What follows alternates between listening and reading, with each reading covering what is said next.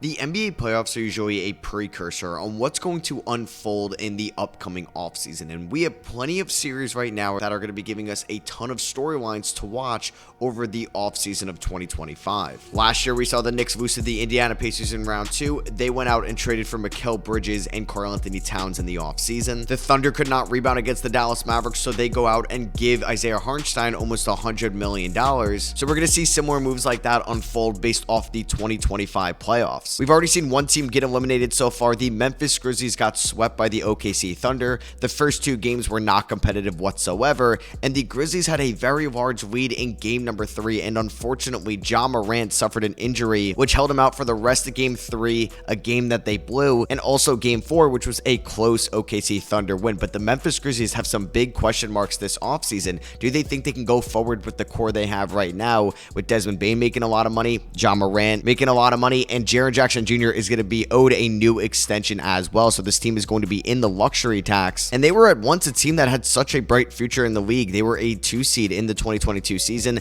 They lost to Golden State in the second round, and then in 2023 they were also the 2 seed, but they lost to the 7-seeded LA Lakers in round number 1. We all know that they were banged up in 2024, and this year they fired Taylor Jenkins late in the year. They had to give up a first round pick this year for the 2025 draft just to get off the Marcus Smart contract, a deal that they were invested in that 2023 offseason. That did not work out for them whatsoever. So Memphis needs to realize right now, can they win with Desmond Bane, Ja Morant, and Jaren Jackson Jr.? Do they try to go out and get a perimeter small forward on the market? Do they think they can convince Kevin Durant to waive a trade here to Memphis? Would they even want to trade away Desmond Bane for Kevin Durant, who may just have 1 or 2 good years left in the NBA anymore? They do have some nice young assets still with Gigi Jackson, Vince Williams, Scottie Pippen Jr., and rookies Jalen Wells and Zach Edey. But with the Western Conference getting better around them, it still feels like they're 2 tiers behind the OKC Thunder, who swept them in round 1. I don't think that I like their long-term future more than Houston, San Antonio, Minnesota, or either of the LA teams right now. So I do think Memphis is a team to watch this offseason. They could entertain Ja Morant trade ideas, but I think they'd more so try to build more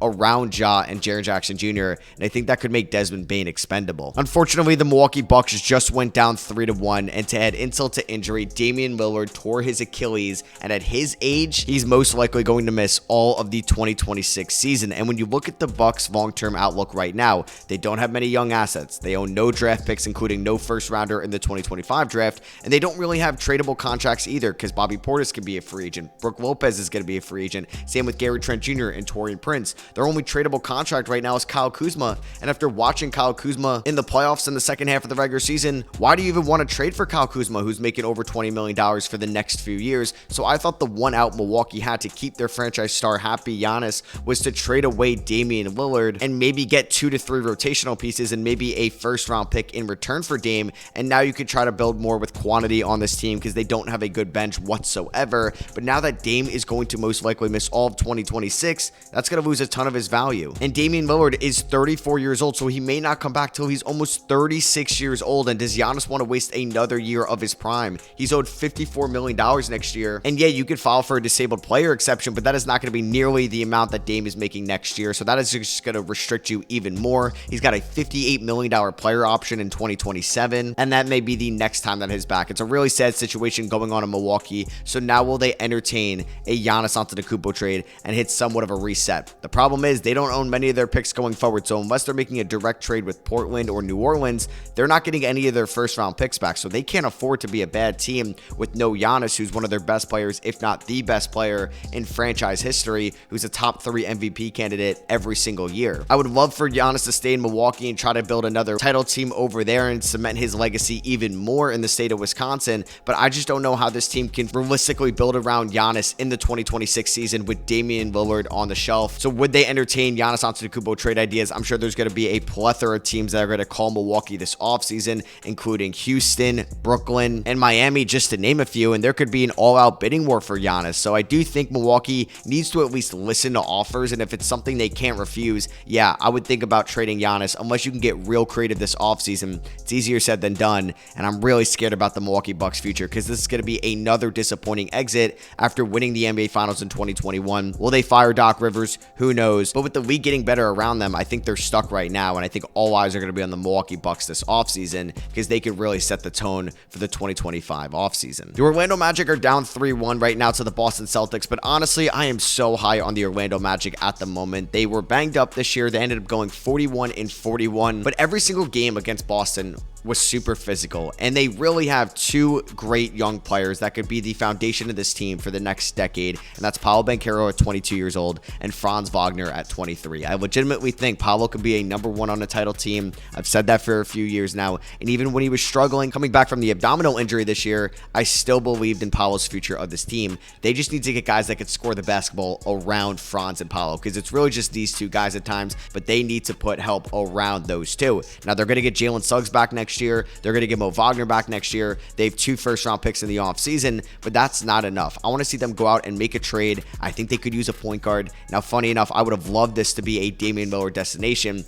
but we know that Dame is most likely going to be out all of next year, so that wouldn't make any sense right now. I think they could be linked to guys like Kobe White, Ty Jerome, Colin Sexton, and Cam Johnson all offseason long, and if Orlando is serious on building a winning roster around Franz and Paolo, they would go out and get not 1, not 2, but 3 guys that just know how to score the basketball. I don't care if they are the worst defenders in the world. The Orlando Magic defense is just fine. They play super hard, super physical, and this team could be a top 5 seed, maybe even a top 3 seed in the Eastern Conference next year because of how hard they play every single night, because they can have really good depth, and they have 2 guys that can carry them on a night-to-night basis that can go for 20 plus every single night and complement each other very well. We just need to see Franz learn how to shoot again, and this team could be a legit threat in the playoffs in 2026 and onwards. So I expect the Orlando Magic to make a noticeable move this offseason, going out and getting a veteran scorer, especially in that backcourt that could shoot the ball well, and that can also allow Jalen Suggs to play more of a comfortable position at the shooting guard spot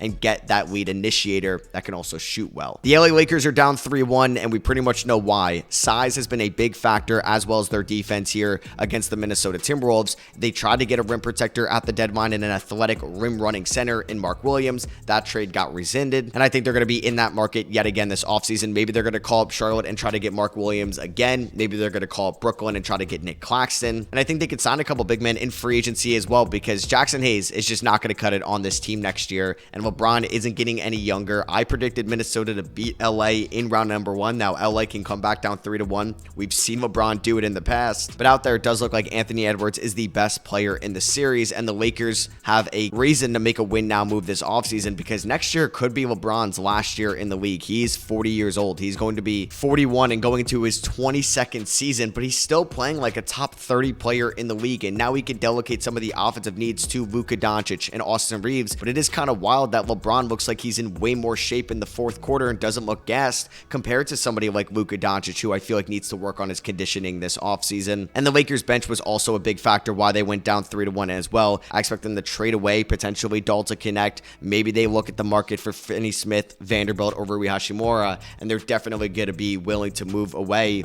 future draft capital to add to the team right now and maximize their value for the 2026 season. We're also witnessing an absolute classic here in round 1 between the Denver Nuggets and the LA Clippers. It's been a back and forth affair, and we've had some elite games so far. Now, I do think the Nuggets would be a little bit more aggressive this offseason if they lost in round 1 compared to the Clippers. I could see this Clippers team running it back, maybe re-signing Ben Simmons, and really just trying to make a move on the margins and hope that they could be healthy for the 2026 playoffs. And they just got a bad draw in round #1 this year. But if Denver loses in round #1, it's very similar to Milwaukee, because we know they won it all in 2023. Last year, they had a disappointing round 2 exit. And if they lose in round 1 this year, they're going backwards. So I think that would make Jamal Murray, Aaron Gordon, or Michael Porter Jr. expendable this offseason to try to maximize this offense and defense around Nikola Jokic. So I could see Denver, if they have a disappointing round 1 exit, look to make a big move this offseason and really switch things up, especially with this team getting more expensive. We know that the Cronkies have been cheap in the past with this team and really don't want to dip into the luxury tax too much. So I think Denver could be a team to watch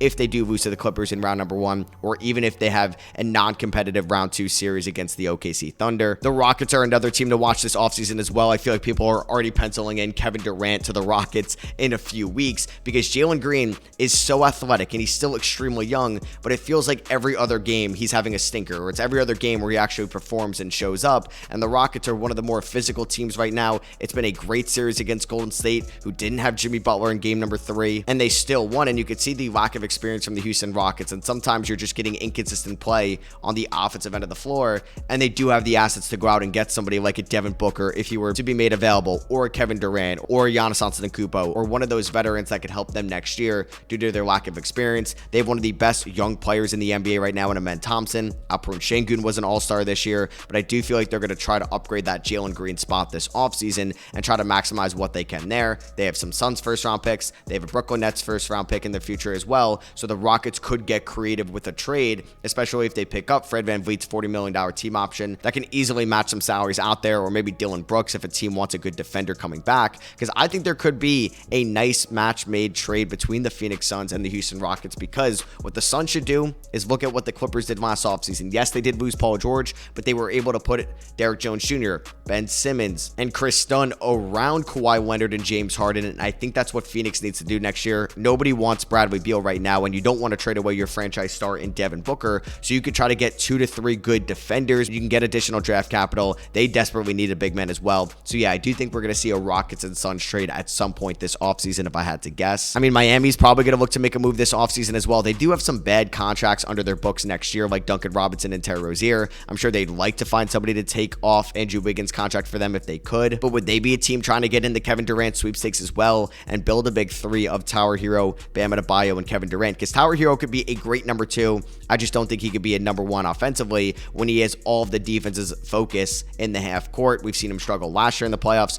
This year it's been up and down. If they could add Kevin Durant and keep Bam and Hero, which is definitely possible, because they could dangle the asset of Kel'el Ware or Nikola Jovic or Jaime Jaquez. They can move multiple first-round picks as well. And now we're getting Kevin Durant to South Beach in a weak Eastern Conference. You had KD with Hero, Bam, Davion Mitchell, and another piece in that closing 5. And that's a really good team, and that could definitely make some damage in the Eastern Conference next year. The Cavs and the Celtics are going to be the 2 best teams, at least going into the year, but you never know. Not a lot of people expected this jump from Cleveland this year, so anything can happen there going forward. I think the Knicks could have looked to make a big move this offseason if they lost to Detroit in round number 1. They are up 3-1 right now at the moment I'm recording this video, so there is a chance that they could blow a 3-1 lead, and then they'd probably make a noticeable move. But if the Knicks can at least be competitive against Boston in a 6-game series, maybe even a 7-game series, I think they're going to run most of the team back next year, if not all of it. But the Knicks did not beat the Celtics once in the regular season this year, so if they do lose in 4 games or 5 games and it's just not competitive whatsoever, I think they're going to reevaluate this roster as well, because Mikal Bridges would be eligible for a contract extension this offseason.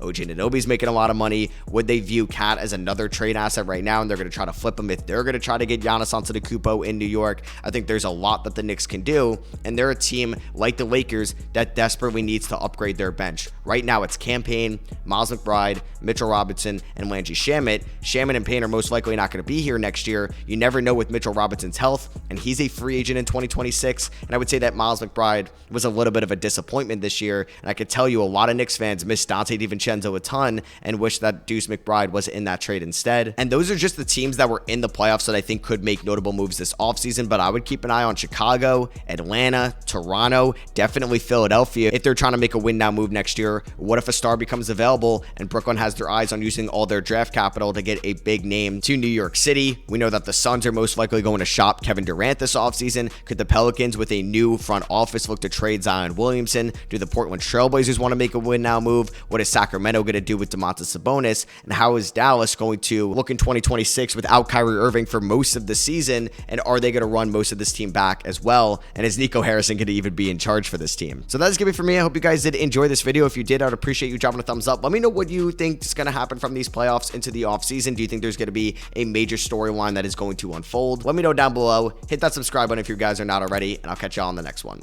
Peace.